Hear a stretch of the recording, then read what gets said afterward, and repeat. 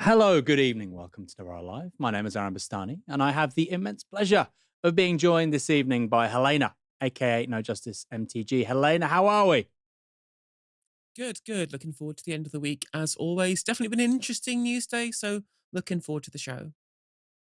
It has been a very interesting news day. So, lucky you if you're joining us on tonight's show. Some really juicy topics coming up this evening. Keir Starmer has condemned a ban on Maccabi Tel Aviv fans attending an upcoming Europa League game against Aston Villa.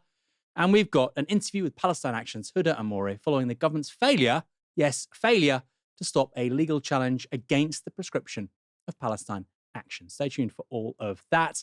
If you'd like to support our work here at Novara Media, you've heard it before. I'm going to say it again. Sign up at novaramedia.com/support. Help us build a new media for different politics. Join Michael Walker's Barmy Army. And of course, make sure to let us know your comments tonight using the YouTube chat or just simply tweeting at us or me on the hashtag Novara Live. Prime Minister Keir Starmer is angered by what, you might ask? Is it the unacceptable levels of child poverty in Britain, which have reached new record highs, the human excrement tainting our water supply, the housing crisis, or even the impending climate breakdown threatening all human life on this planet?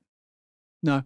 Starmer is in fact angry because one of Israel's most violent football firms will not be allowed to attend a football match in Birmingham. A safety advisory group and West Midlands police have advised fans of Israeli Premier League team Maccabi Tel Aviv FC to stay away from the November 6th match against Aston Villa at Villa Park. And it's not difficult to see why.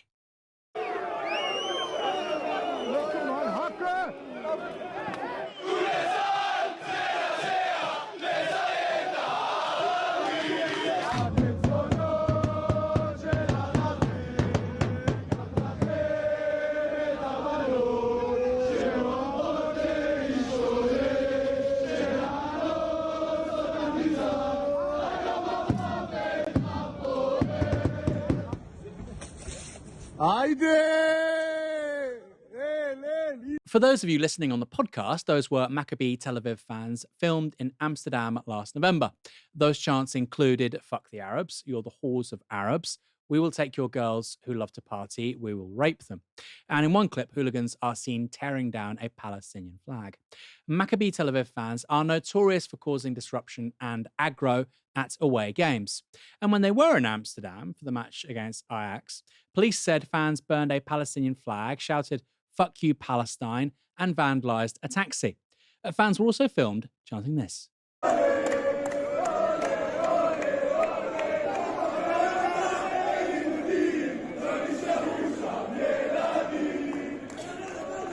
There are no children left in Gaza. Translation: why is school out in Gaza? There are no children left in Gaza. Really important statistic, by the way, with regards to Gaza, that sticks in my mind. You know, I've been using that statistic recently a lot about Gaza, size of the Isle of Wight, being subject to more munitions by weight than Hamburg, Berlin, and London combined across the whole of the Second World War. 2.5 million people. There's another one. Within 2 years of the Ukraine-Russia war, there were 30 recorded cases of Ukrainian children who had a limb amputated, child amputees. 30 recorded cases within 2 years. 30 too many, of course, a tragedy for each of them. I can't imagine what it's like to have a child subject to that kind of torment and suffering. 30 in 2 months, 2 years. In the first 2 months of the Gaza conflict after October 2023, in the first 2 months, not 2 years, there were 1,000 documented incidents of child amputees in Gaza. So 30 in 2 years in Ukraine, 1,000 in 2 months in Gaza. And there are people celebrating that, and apparently you're meant to be happy that they can come to the UK. In fact, if you don't think they should be here to watch a football match and smash stuff up, it makes you racist, according to Keir Starmer. Maccabi Tel Aviv hooligans also set off fireworks and took iron scaffolding tubes and wooden planks from a building site to use as weapons. Some were shown running through the streets swinging belts, and local youths responded by chasing down fans in Maccabi colours on e-bikes and scooters. And just in case you were wondering, Ajax beat Maccabi Tel Aviv 5-0. It's not difficult to see why the Safety Advisory Group and West Midlands Police might want to avoid those sorts of scenes on the streets of Birmingham. Aston Villa said the Safety Advisory Group issued safety certificates for every match at Villa Park, quote, based on a number of physical and safety factors. But Keir Starmer isn't happy. He posted this on X earlier today. This is the wrong decision. We will not tolerate anti-Semitism on our streets. The role of the police is to ensure all football fans can enjoy the game without fear of violence or intimidation. That is precisely why they made this decision. That is why they made the decision to avoid violence and intimidation and criminal damage. Because guess what? They're the police. They're there to ensure public order. Kind of the job. But because these particular fans are Israeli, Keir Starmer has a problem with it. And by the way, this is really key. We're now at the stage where the police doing their job is being labelled effectively as anti-Semitic by the country's prime minister. We're not talking about Jeremy Corbyn or Novara Media or Zara Sultana being called these things, these disgusting things, anti-Semitic. We're now seeing a national police force, by the way, Westminster Police, one of the biggest police forces in the country, effectively being slandered by the Prime Minister in real time on social media. Quite extraordinary. If you want to understand how completely bust the political system is in this country right now, there's a great snapshot. Starmer doesn't stand for much, but apparently he stands for allowing racist foreign football hooligans to rampage through Britain's cities while shouting about raping girls. But some people think Israel shouldn't be allowed to take part in FIFA tournaments at all. This image is from a 2015 meeting of the Camden Palestine Solidarity Campaign. It's been circulating on social media.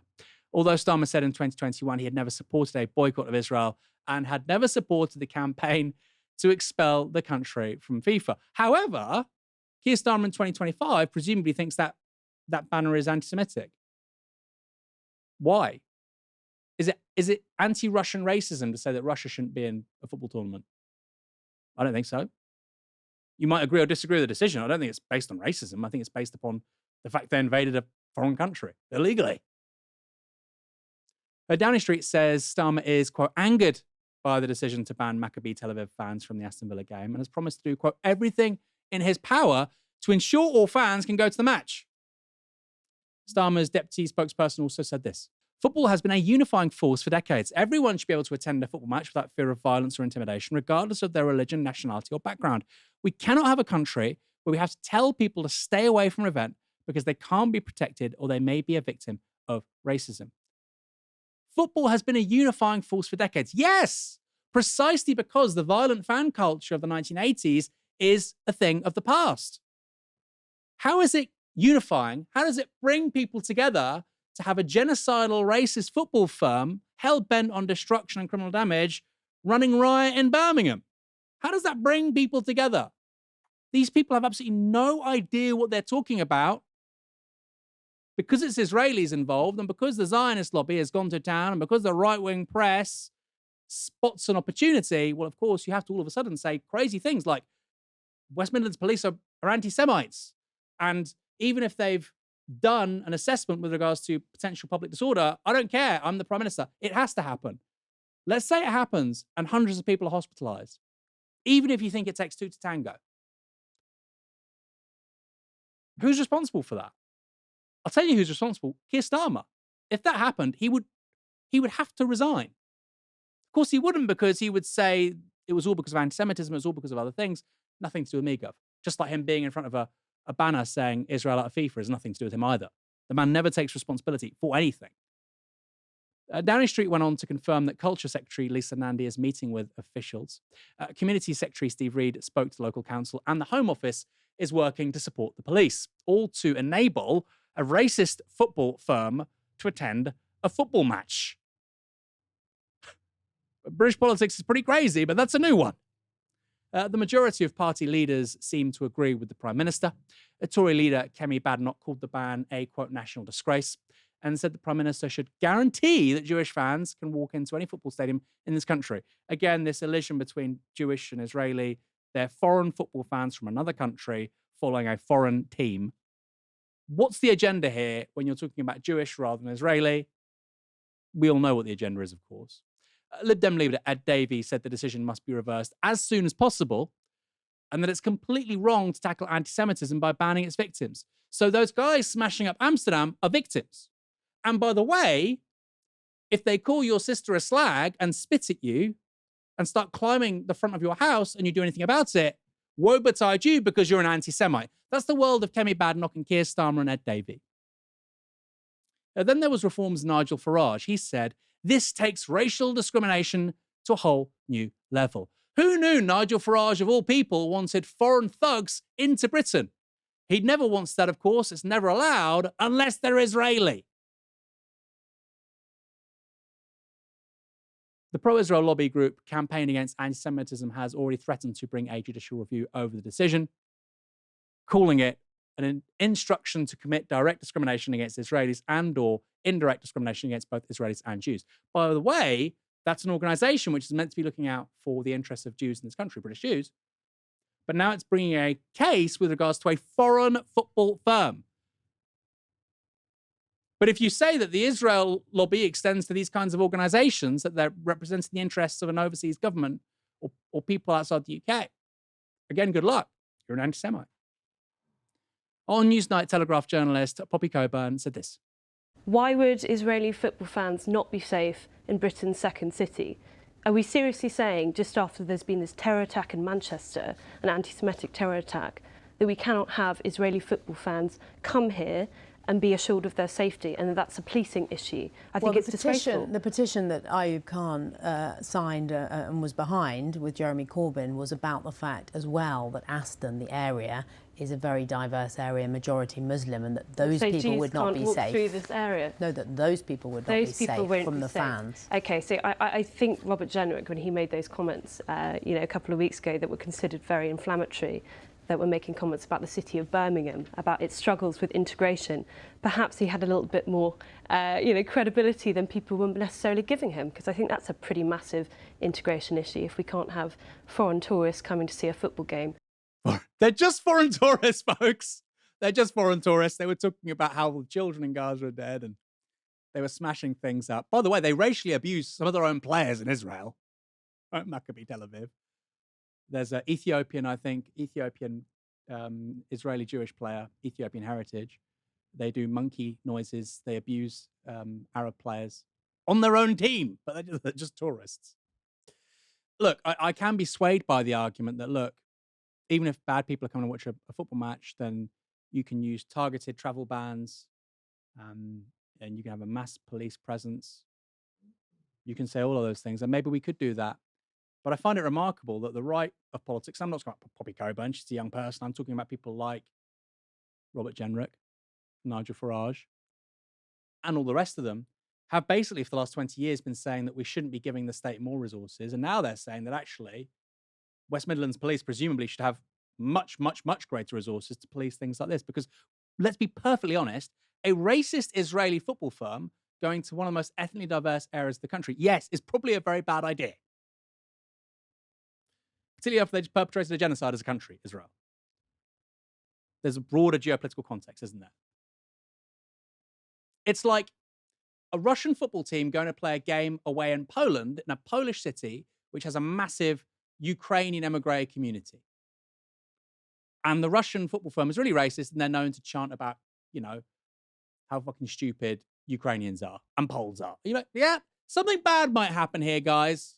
And that's the assessment made by the police. That's their job. You can agree or disagree with it, but it's quite obvious why they made that decision. It's not inexplicable. It's certainly not anti-Semitic.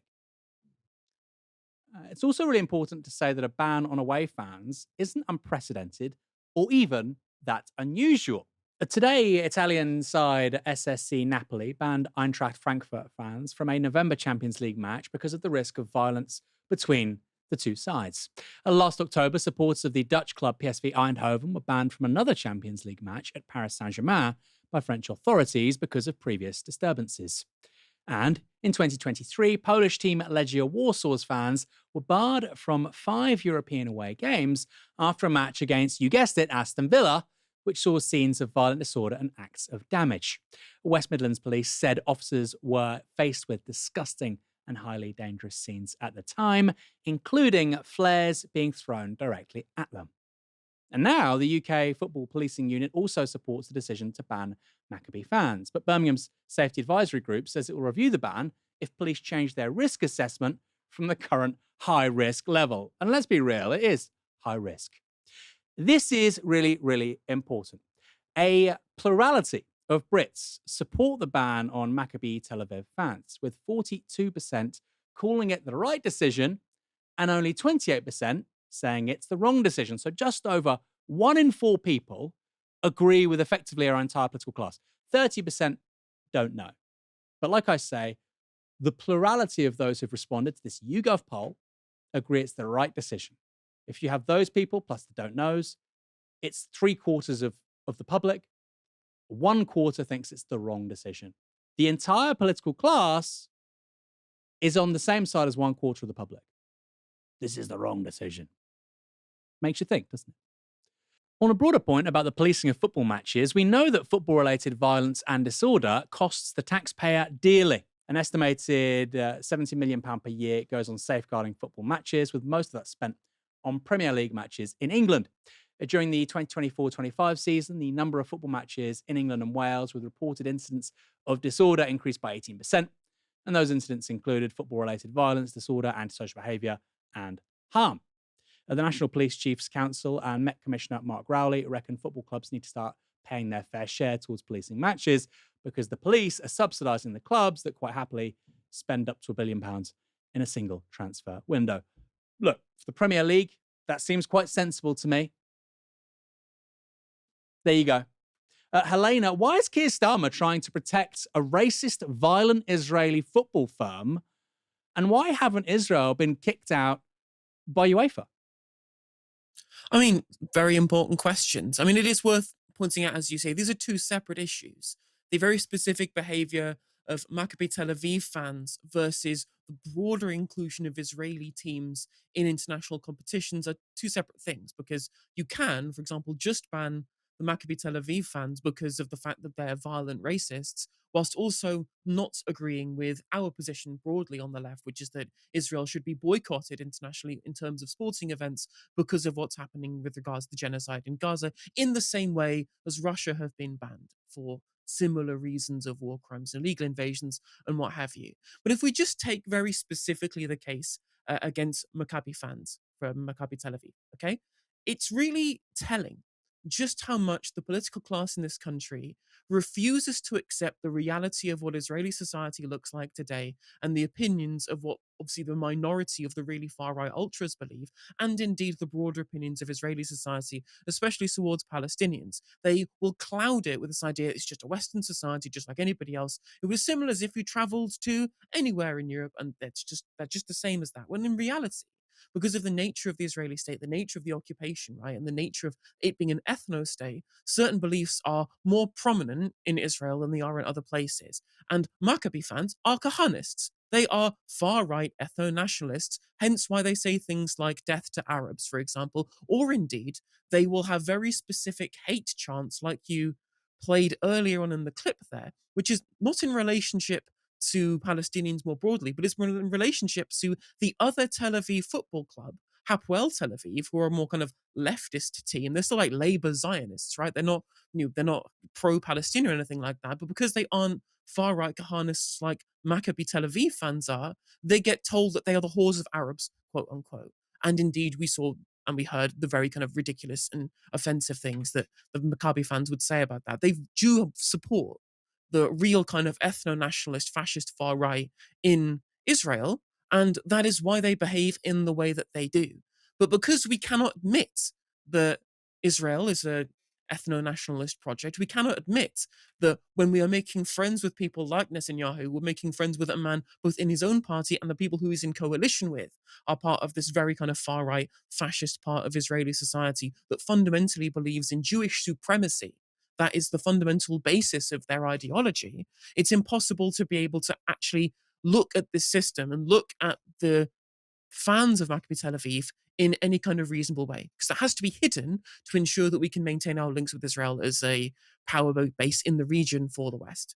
That's the broader geopolitical constraints here, which force them to go, well, if they're banning it because it's Maccabi fans, because they're from Tel Aviv, they're from Israel, must be anti-Semitism. There can't be any other reason why. For example, that there are these kind of sentiments about specifically Maccabi Tel Aviv fans, but not Hapoel Tel Aviv fans, right? Whilst I personally believe that Hapoel Tel Aviv should be banned from international competitions because of the occupation, because of the genocide, because of what Israel does, just in the same way we would do with apartheid South Africa. When it comes to the specific nature of what is being talked about here, where the West Midlands police, in all of their wisdom, have said these fans are too violent, they're too racist, they're too extreme, we can't allow them, but haven't made that claim in any other Israeli sporting team, shows you that it's nothing actually about the reality of them being Israeli. It's what those actual fans do and what those fans actually believe.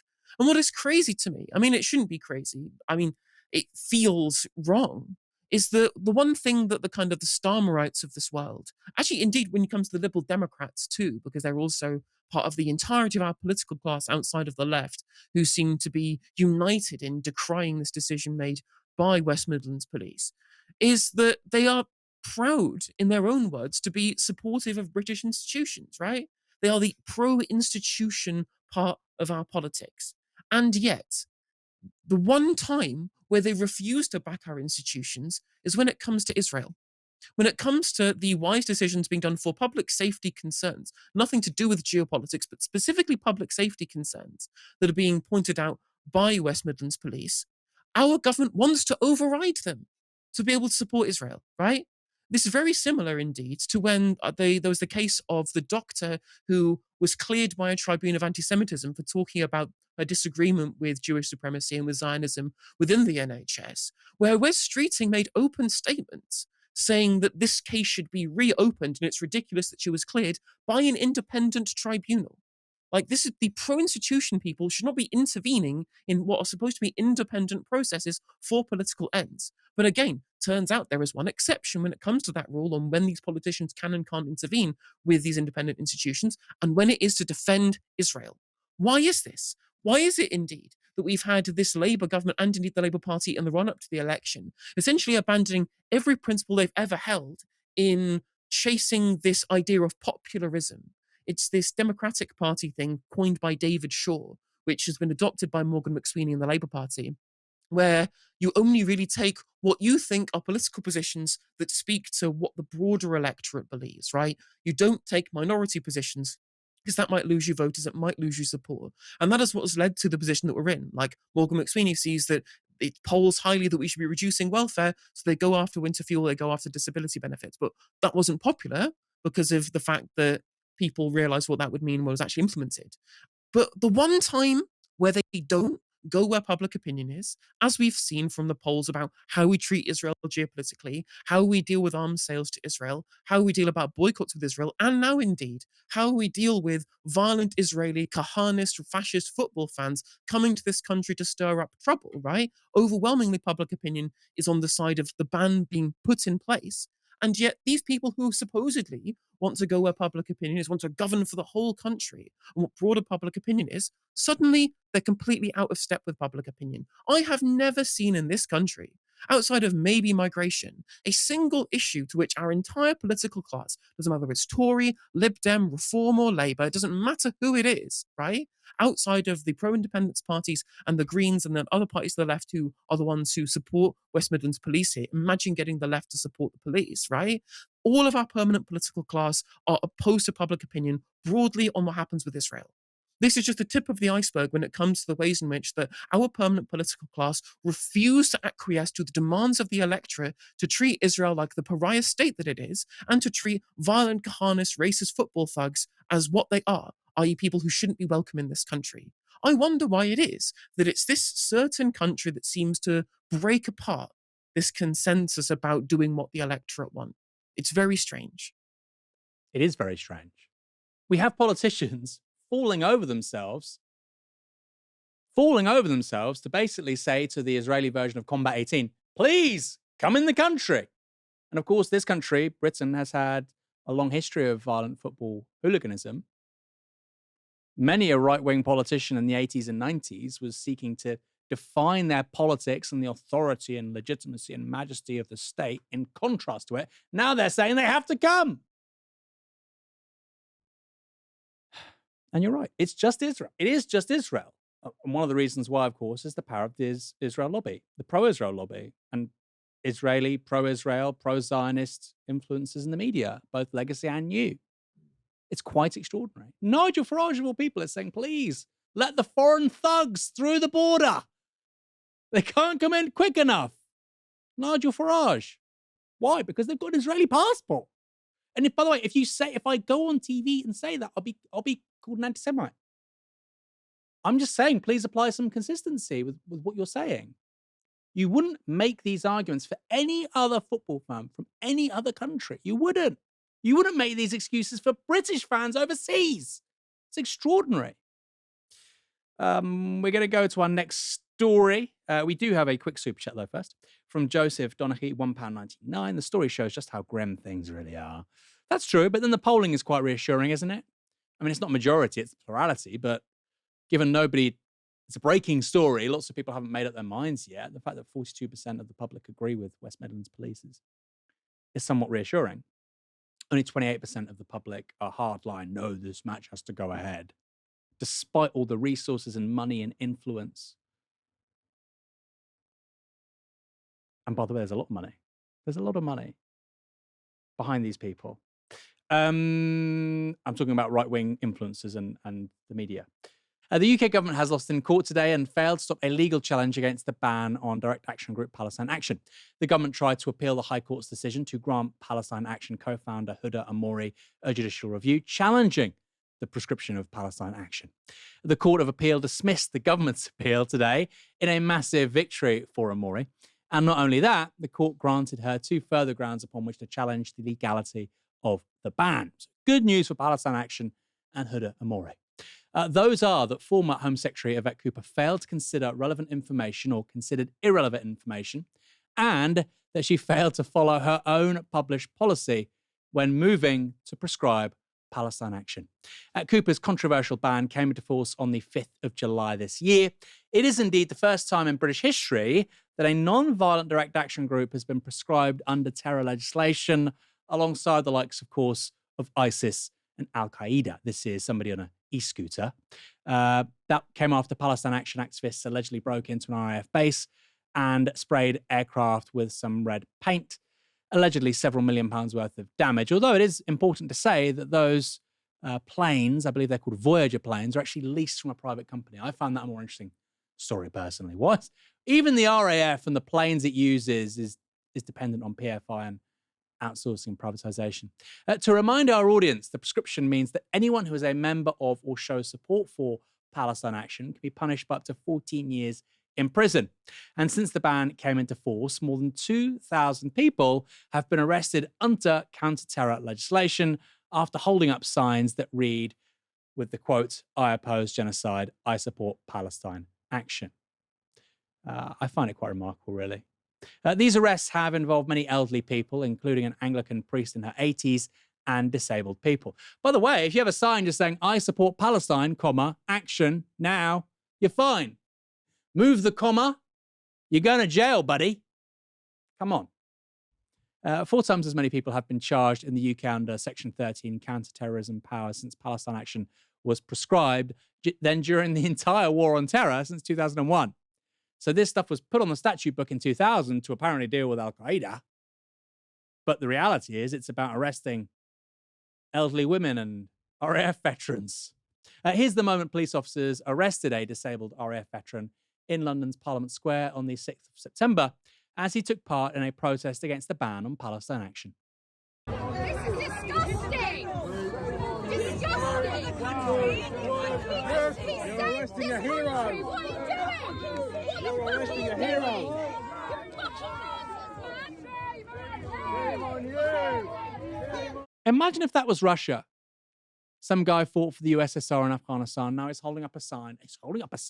He's being arrested by the police. I mean, that would be the textbook case of why Russia is an authoritarian state. By the way, I don't think Britain is as bad as Russia when it comes to civil liberties, obviously. Although 30 people are arrested every single day for posts on social media, that's definitely not happening there. But anyway, makes you think. Enforcing the ban has also put pressure on the police, with Met officers telling Novara Media's very own Harriet Williamson, on the condition of anonymity, of course, that they feel ashamed and sick to be arresting disabled people for peaceful protest instead of catching people that are guilty of things like vandalism or sexual assault or robbery, and minor things, of course. The judicial review will be heard in the High Court from the 25th to the 27th of November. And human rights organisations Amnesty International and Liberty have been granted permission to give evidence.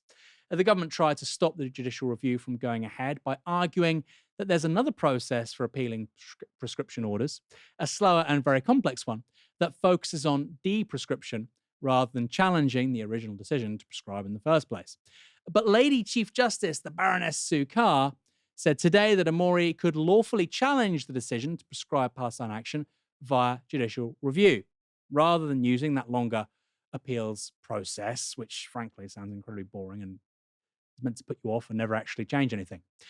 Earlier this week, Europe's most senior human rights official called on the new Home Secretary, Shabana Mahmood, to review UK protest laws after the mass arrests over the ban on Palestine Action.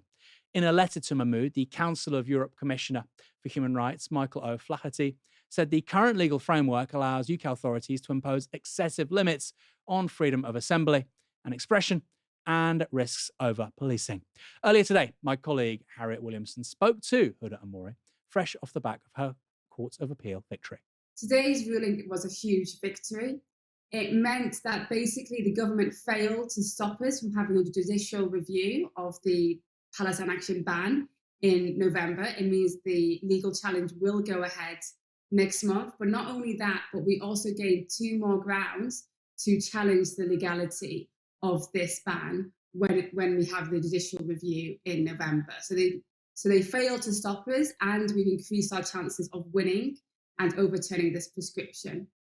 So not a good day for the government, really. What do you make of them trying to stop you having this judicial review to challenge the prescription of Palestine Action in the first place? I think it was completely reckless. I mean, I think the decision to actually prescribe us was completely wrong, a huge political mistake, completely draconian. But then when we are pursuing a legal challenge to correct their wrongs, they're actually trying to stop us from having that. They're trying to protect themselves from legal scrutiny, from scrutiny of the real motivations behind prescribing Palestine Action. And it's completely reckless. You know, there are over 2,000 people who've been arrested under the Terrorism Act, many of which, if not all, would be prosecuted for doing so. And if we win this judicial review, what it means is that the ban was illegal, unlawful from its inception, which means all of these subsequent arrests were also unlawful. But by trying to stop us from having a judicial review, the Home Secretary was asking for absolute chaos in the courts, because people could, in their defence, say that the Palestine Action ban was unlawful, and each court could come to a different decision. So that's what the High Court said, this would be chaos. But that is exactly what the Home Secretary invited and wanted. And it seems that they are so keen to double down on this huge mistake rather than just immediately correct it. And I think the only sensible thing to do at this point is just to lift the prescription and save themselves from further embarrassment. So you're going to get a judicial review of the prescription of Palestine Action. The government appealed that, and then you filed a cross appeal. Can you tell us a little bit more about the extra grounds you have now won today for your judicial review in November? Yeah, so basically, after we got the decision at the High Court that we could go ahead with this legal challenge, we had 2 grounds which we could argue at that point that the ban was unlawful. First was that it's disproportionate to freedom of speech and the right to assembly. And second, that the Home Secretary failed to consult Palestine Action or any human rights organisation, but she did consult the weapons industry and pro-Israel lobby groups. And because the government decided to appeal that decision to allow us to have a legal challenge in November, it actually led to us doing a cross appeal to try and gain more grounds to challenge the legality of the ban.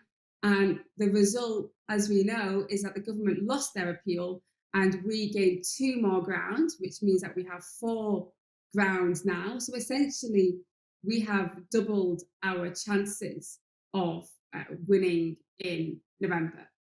So, fingers crossed that that goes well. And the extra grounds are that the Home Secretary didn't follow her own policy and that she considered irrelevant information and failed to consider relevant information. Now, do you expect there to be any more hurdles to overcome before the judicial review in late November?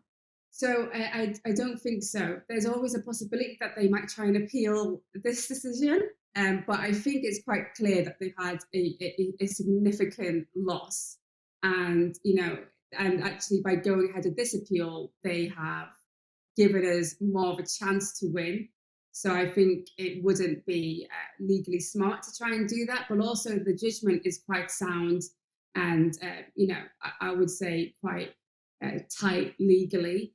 And so it would be very difficult, if not impossible, for them to take this appeal any further. Now, I don't expect you to run our audience through your entire legal outline, but is there anything you can tell viewers about what you expect to happen during the judicial review? Yeah, so it's 3 days long. And our lawyers will be arguing about all of these key points. I think there'll be a lot of evidence brought in about how this has affected not just Palestine Action, but the wider movement and the wider members of the public. People getting arrested for holding up magazines, for waving a Palestine flag, people being threatened with disciplinary procedures for signing an open letter saying they oppose the prescription. There has just been so many examples of how this ban has cracked down on so many people's rights and civil liberties. But it's not even just those people who've been arrested and directly affected. There are probably hundreds of thousands of people who feel like they can't say what they truly believe because of the chilling effect of this prescription out of fear of being prosecuted under the Terrorism Act. I mean, it is quite something where we've seen in the past 3 months since the ban has come into force. I believe it's over 3,000 times the rate since last year of the amount of counter-terrorism arrests there have been. And there have been complaints from across the political spectrum, even complaints from within the police saying this is diverting resources. It's just ridiculous. And it's completely undermining how people see the counter-terrorism police, the Terrorism Act, because it's not being used, this act is not being used to protect the public. It's being used to silence them. So I think a lot of political points are going to be made. A lot of arguments about how Palestine Action was actually acting to save lives in Palestine, far from what people would consider a terrorist group. And so it will be, it'll be interesting to see how it plays out. But I think the result today has given everyone a huge boost in the right direction. Huda, thank you so much for joining us today. And just to remind all our viewers and listeners that expressing support for a proscribed organisation, which Palestine Action currently is under UK terror law, is a criminal offence and punishable by up to 14 years in prison. And that was Huda Amori speaking to Novara's Harriet Williamson earlier today. Helena, quickly, what's your take on all of this? Good news? I mean, almost certainly good news that we are at least seeing enough of the process play out despite the government wanting to block it. That's what's important here, is that regardless of what you think about the ban, it shouldn't be a unilateral just decision by MPs just to declare people openly enemies of the state, essentially, and be able to hand it down from on high without proper scrutiny of that process, right? Which will require things like judicial review to understand the reality and go through all the documentation to ensure that the government is doing things in the proper way. Again, regardless of where you side on this particular issue. Now, one thing I think is important, I think what this underlines is that when you look, for example, at what had come out from this representative from the Council of Europe, there's been a couple of really important interventions against what this government is intending to do on multiple different axes. Shows you that we don't really need to wait for a reform government for this country to essentially abandon its commitment to kind of universality and implying things like human rights law, right? These are things where the current government is going up against international normality in these terms. Again, we've already seen that kind of breaking down with broadly support for Israel international law there anyway. But the fact that so many people on an international stage, the United Nations also came out about the Palestine Action ban being wrong. And it just shows you how willing this current government is to essentially trample on, as was pointed out, the civil liberties of people in this country if it thinks it's politically efficacious, right? And if this Labour government can get away, the Labour government that kind of put us into the European Convention on Human Rights by enshrining it in UK law via the Human Rights Act, right? That's the Labour Party that did that. If it's a Labour government that's the ones that's kind of shredding our engagement with this, I mean, they're openly talking about wanting to find ways around the European Convention on Human Rights when it comes to asylum seekers. The fact that they are going so far, again, all I can see is both to protect Israel, as always, or indeed to protect themselves from being humiliated should the ban get overturned, shows you just where this government is and how desperate they are, rather than whether or not they actually adhere to a set of principles or to a sense of morals or ethics, rather than whatever they think is the most politically efficacious for them at the time. And a government that polls badly, that is doing badly with in terms of public support, and feels like that it can't get a grip of public opinion, those kind of governments are the ones that take desperate measures that are negative for the populace. So I think it's probably something to put a pin in now and see how much further they're going to go in wanting to go against the wishes of the public and plenty of other things, and indeed going against long-held traditions and long-held precedent up to this point. I've got nothing to add. Helena, as thorough as ever. Chancellor Rachel Reeves is tipped to raise taxes in the autumn budget. And on this week's BBC Question Time, the panel was asked whether Brits are currently paying enough in tax. Novara's very own Ash Sarkar let them have it. There are two things in this country which are unfortunately really true. One is everything is too expensive, and the other is nothing works. And that's the picture of our public services. And I think that's why people feel so frustrated. And everything that you can see in politics, whether it's the Tories' collapse last year, the fact that this Labour government polls worse than a cold sore, that people are flocking to reform, that the Greens are racing up the polls, it's because of these two facts. Everything is too expensive and nothing works. And taxation is a part of that, but I'm going to come to that in a second. The first thing I actually want to talk about is where we're paying too much money. So £200 billion of our money has been paid out to shareholders for privatised utilities like rail and mail and energy and buses and stuff of that nature. That's money that could have gone into reducing customers' bills or investing in infrastructure. It hasn't. It's gone out in the form of shareholder profit. Or if you look at social care, which is really the monster under the bed whenever you look at any local authority's budget, the role of private equity is disgusting. So nearly a quarter of foster placements and children's residential homes are run by companies backed by private equity, and they're looking for profit margins of about 20% or more.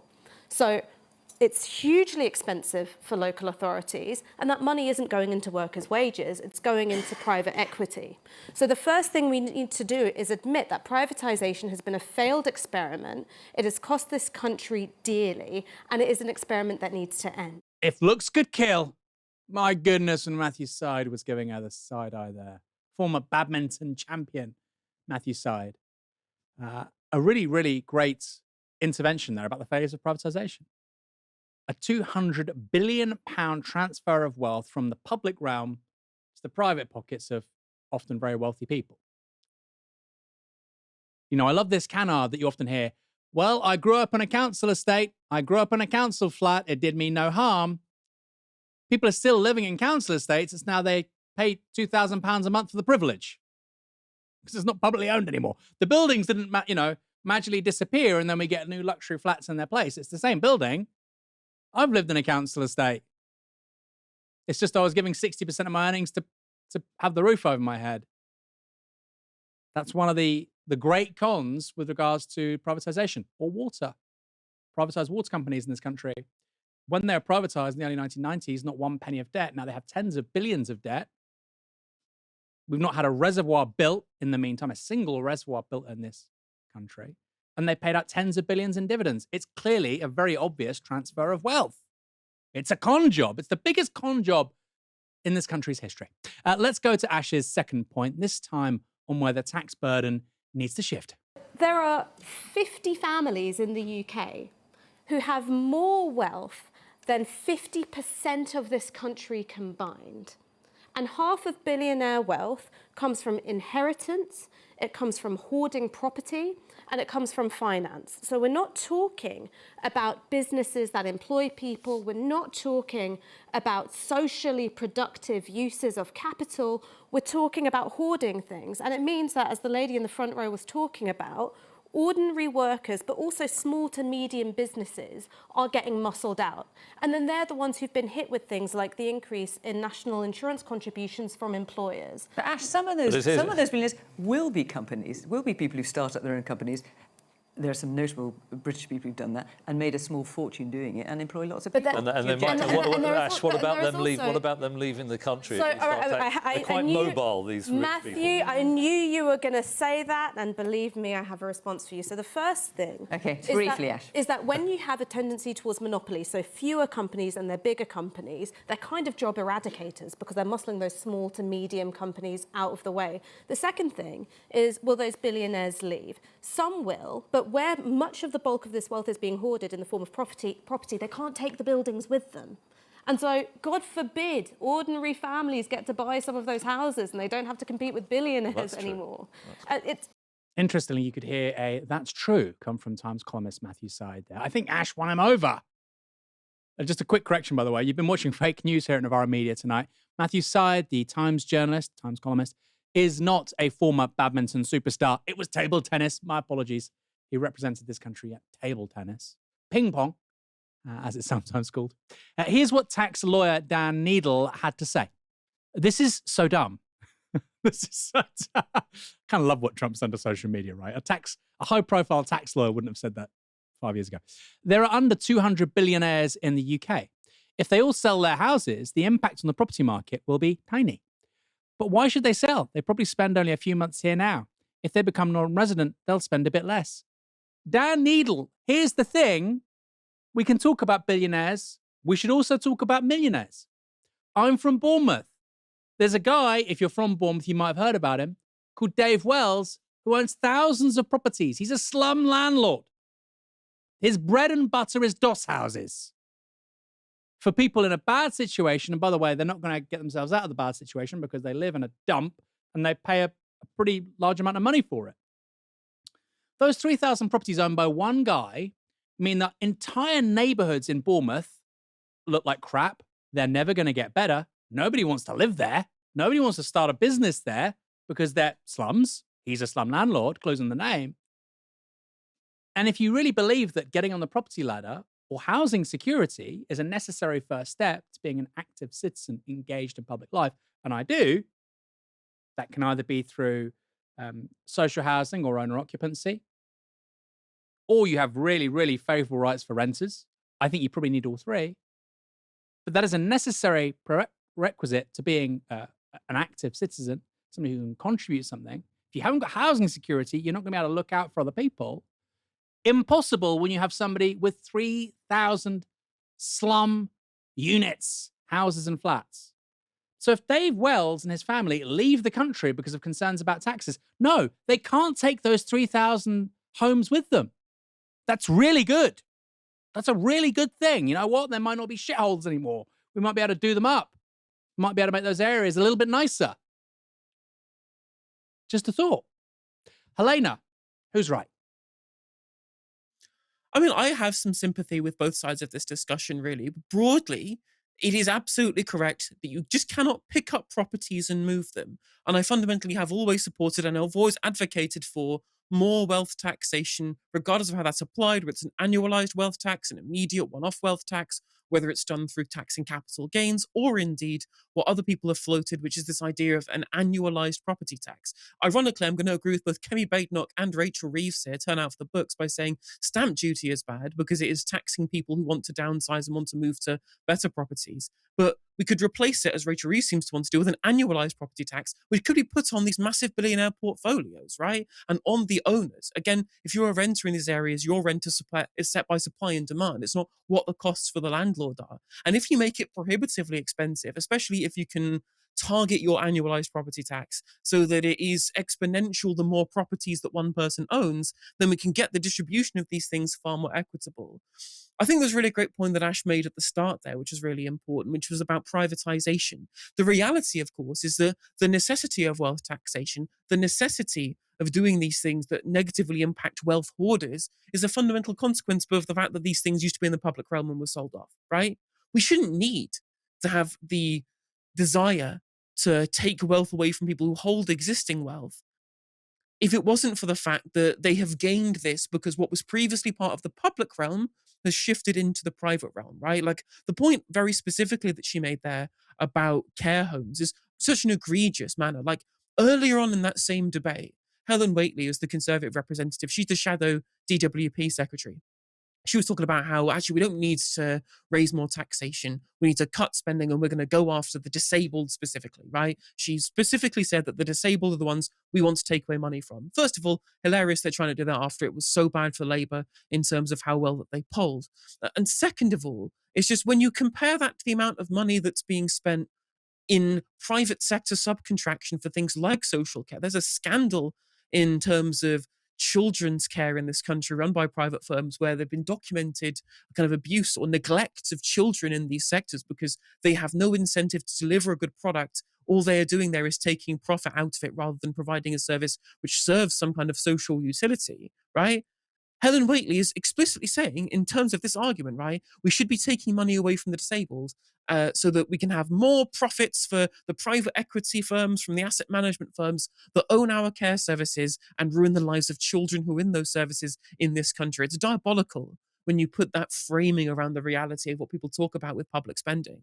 And for all of those so-called patriots who are talking about like what's important about sticking up for this country, very few of them are talking about the fact that money is being taken from our pockets to look after our children and our elderly, and that's getting siphoned off into the pockets of shareholders for BlackRock and Vanguard and all of those asset management firms who are all registered offshore.